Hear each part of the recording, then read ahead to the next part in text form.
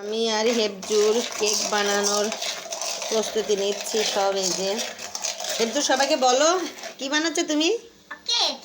তাই তুমি বানাতে পারো?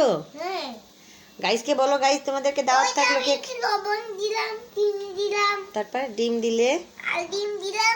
তাই তারপর কি দিবে? তারপর এইটা বলো।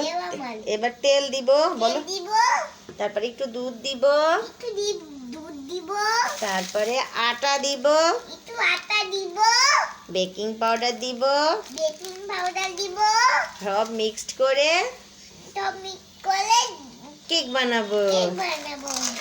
আচ্ছা, তাই তো। তাহলে তুমি গোলাও, আমি একে একে একটু একটু করে দিই। হ্যাঁ, তুমি গোলাতে থাকো, ঠিক আছে? আমি একটু তেল দিই, 1 কাপ মতো তেল দিলাম। হ্যাঁ, গোলাও গোলাও গোলাও গোলাও। গোলাতে হবে, বলো। আমার মামা খুব করতে করতে, তো তাই জন্য আমি হেল্প করছি। তাই তুমি আমাকে হেল্প করে দিচ্ছ? না, হেবজুর আসলে একটু 3 বছর বয়সেও আমার অনেক সাহায্য করে। আমার ফ্রিজের সমস্ত সবজি তোলা থেকে রান্নার মশলা টশলা সব রেখে আসে ফ্রিজে। আমার খুব ভালো বয়। সবাইকে বলো, বলো বন্ধুরা, তোমরাও তোমাদের বাচ্চাদের শেখাবে।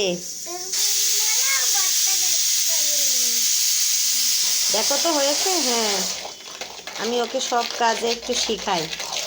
ছোটোর থেকে দায়িত্ব নিয়ে শেখাইলে বাবুরা অনেক দায়িত্ববান হয়ে ওঠে। এখন হবে কি আল্লাহর ইচ্ছা, তারপর আমি চেষ্টা চালাচ্ছি। আপনারাও দোয়া করবেন, পাশে থাকবেন ইনশাল্লাহ। এবার আমি ময়দা দিয়েছি। হ্যাঁ, তারপরে কি দিয়েছো? বেকিং পাউডার দিয়েছো।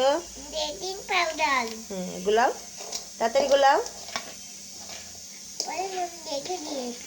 আচ্ছা, কেক খাওয়ার পরে দেখা যাবে ইনশাল্লাহ, সাথে থাকুন।